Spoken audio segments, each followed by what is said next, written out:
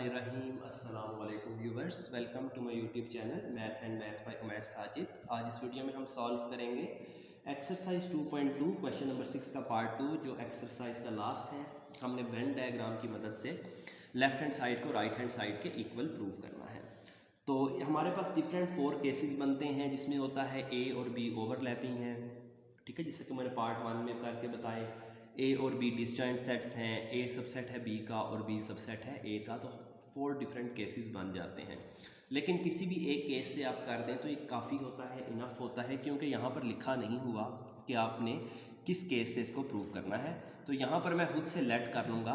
Late कर लेते हैं कि A and B are overlapping sets, कि ए और बी जोन से हैं वो ओवरलैपिंग सेट्स हैं।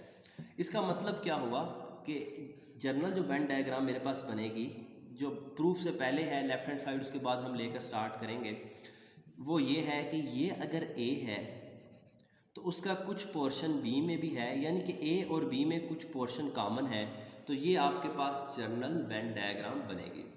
अब हम यहाँ से स्टार्ट करते हैं। सबसे पहले हमने क्या करना है, a माइनस बी करना है। तो यहीं से लिखते हैं, सबसे पहले फाइंड करते हैं a में से b को माइनस करते हैं इसी में, यानी कि a में से b को माइनस कर देना है। a का वो पोर्शन आएगा जो b में कॉमन नहीं है, यानी कि जब a में से b का हिस्सा निकालेंगे तो बाकी ये वाला हिस्सा बचेगा आपके पास, ठीक है। तो ये आ गया a माइनस बी। अब हम निकालते हैं a माइनस बी का कंप्लीमेंट। a माइनस बी का कंप्लीमेंट ये होता है कि यूनिवर्सल में से a माइनस बी को माइनस कर देना है, ठीक है।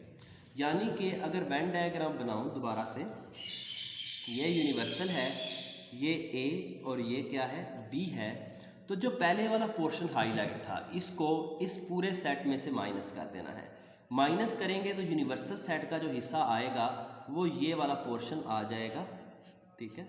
यानी कि a का वो हिस्सा जो पहले सर्कल था उसको छोड़कर बाकी सब पर, क्योंकि यूनिवर्सल में से हमने ये वाला हिस्सा माइनस कर दिया जो पहले सर्कल था, जब बाकी जो हिस्सा बचा उस पर क्या आ जाएंगी, लाइंस आ जाएंगी। तो ये किसका आंसर आ गया, a माइनस बी के कंप्लीमेंट का, ठीक है।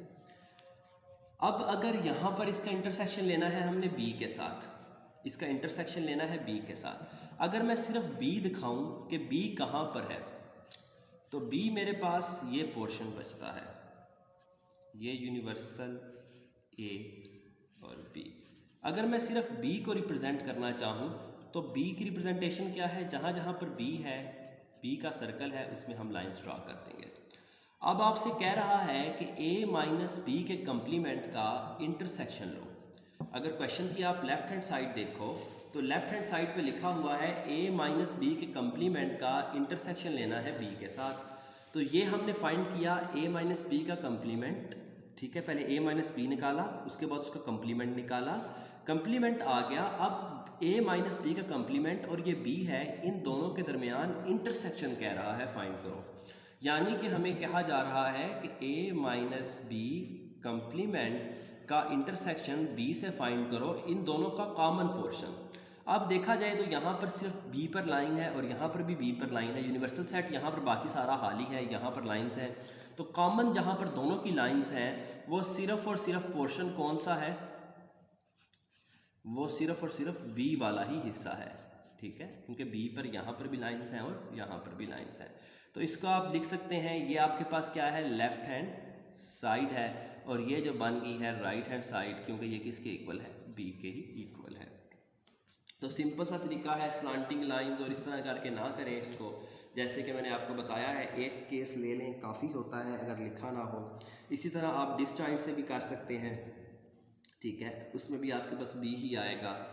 सबसेट की सिचुएशन में भी कर सकते हैं, और ए सबसेट है बी का और बी सबसेट है ए का, तो हर केस में आप इसको प्रूव कर सकते हैं, लेकिन जब लिखा हो तब इसको करना है आपने प्रूव। अगर जनरल जिस तरह क्वेश्चन आ जाए तो आप एक केस इनफ होता है, ठीक है। तो चलते हैं अब इसकी 2.3 की तरफ, ठीक है।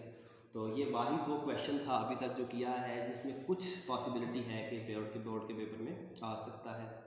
तो इसके बाद 2.3 है हमारे पास, 2.3 के बाद हम ऑनवर्ड चलेंगे इंशाल्लाह 2.3, 2.4 एंड सो ऑन।